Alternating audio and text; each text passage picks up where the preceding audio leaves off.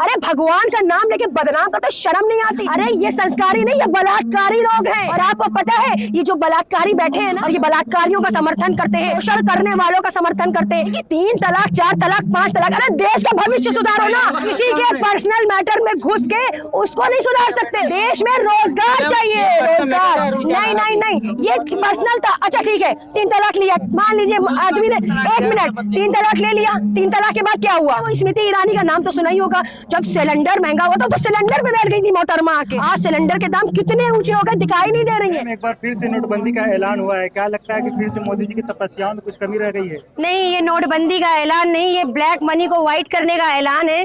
जो उनके पास black money भरा हुआ है उसे व्हाइट करने का कैसा तरीका होना चाहिए ये मोदी सरकार साबित कर रही है। इससे पहले भी इन्होंने नोटबंदी जो करी थी, जनता बेहाल थी, बदहाल थी, लोग लाइनों में लगे थे इस तरह से। और हमारे मोदी जी की तो प्रतिक्रिया आप जानते ही हैं। जब उन्होंने अपनी माँ को अपनी लाइन में लगा दिया तो वो किसके होंगे? वो देश की बेटियों का क्या ही सम्मान करेंगे, उनकी बहनों का क्या ही सम्मान करेंगे जो अपनी माँ को लाइन में लगा दे। मुझे इनसे कोई उम्मीदें नहीं है। भ्रष्टाचार पे प्रहार है ये।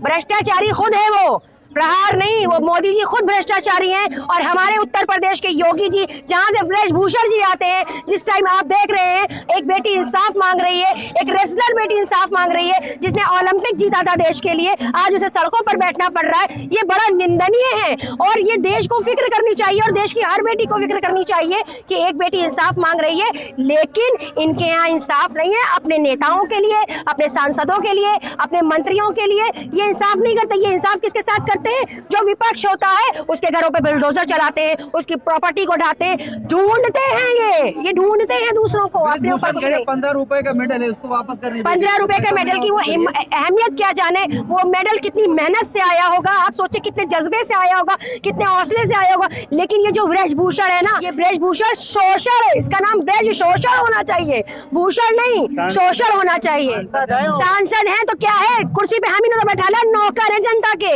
ये सांसद है तो मंत्री भी होंगे, हमें क्या है? मुख्यमंत्री को भी हम बोल सकते हैं, प्रधानमंत्री को, क्योंकि इन्हें हमने लाकर बैठाला है ना।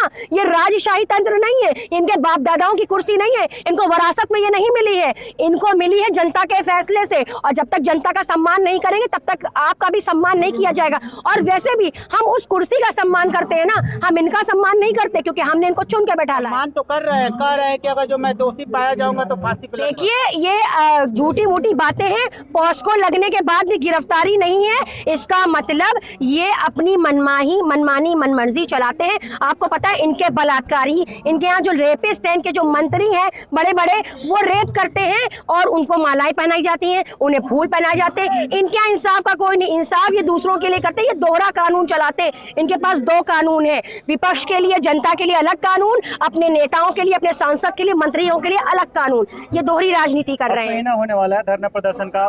झांसी की रानी यहाँ पे लखनऊ से आए हैं दिल्ली में, क्या लगता है कि आंदोलन कहाँ तक? बिल्कुल, अगर इस झांसी की रानी इंशाअल्लाह अपनी बेटी को इंसाफ दिलाएगी, ये रेसलर बेटी को इंसाफ दिलाएगी और देश का हर नागरिक खड़ा है इस बेटी के साथ। ये जो सोचते हैं ना, नैरेटिव सेट करते हैं, ये क्या करते हैं? हिंदू मुस्लिम का नैरेटिव सेट करते हैं। तो ये नैरेटिव चलने वाला नहीं और बहुत दिन तक के ये धर्म की राजनीति चलती नहीं है।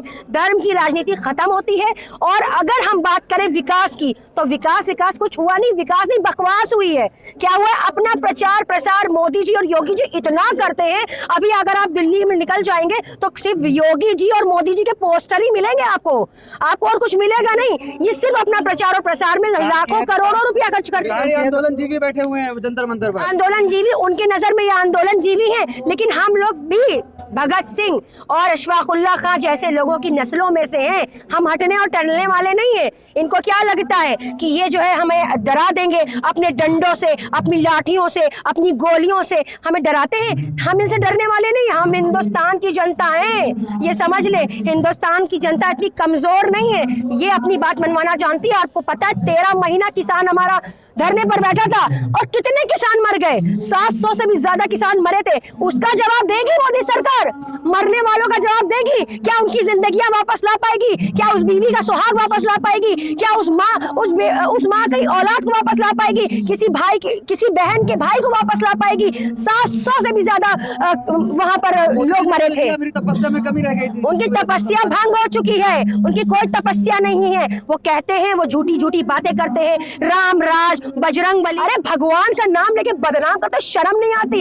अरे ये संस्कारी नहीं, ये बलात्कारी लोग हैं। और आपको पता है ये जो बलात्कारी बैठे हैं ना, और ये बलात्कारियों का समर्थन करते हैं, शोषण करने वालों का समर्थन करते हैं। एक रेसलर महिला को इंसाफ नहीं मिल रहा है, आज 28 दिन से वो चीख रही है, मुझे इंसाफ दो, इंसाफ दो।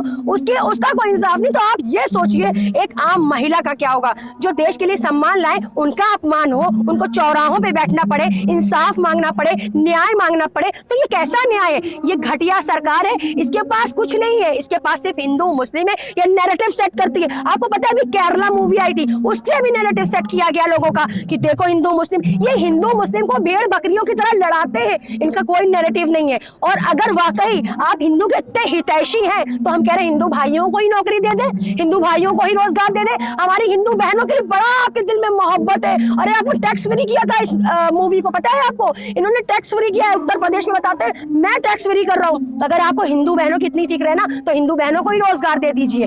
अरे छोड़िए, सब छोड़िए, डीजल पेट्रोल हर चीज महंगा है, आदमी तरस रहा है। घर देके, बच्चे देके, रोजगार देके, बच्चों की शिक्षा देके क्या है आने वाली जनरेशन का भविष्य? कुछ भी नहीं है, अंधकार में जा रहा है। जो धर्म की राजनीति करता है उसका देश बर्बाद होता है, और आज देश बर्बाद हो रहा है। आप सारे ही लोग खड़े, आप लोग यूट्यूब चैनल चलाते हैं और अपना पेट पाल रहे हैं। हकीकत तो यही है, रोजगार इसी से आपको मिल रहा है। कौन सा आपको मोदी जी ने रोजगार दे दिया? कौन सा योगी जी ने आपको रोजगार दे दिया? जवाब दे।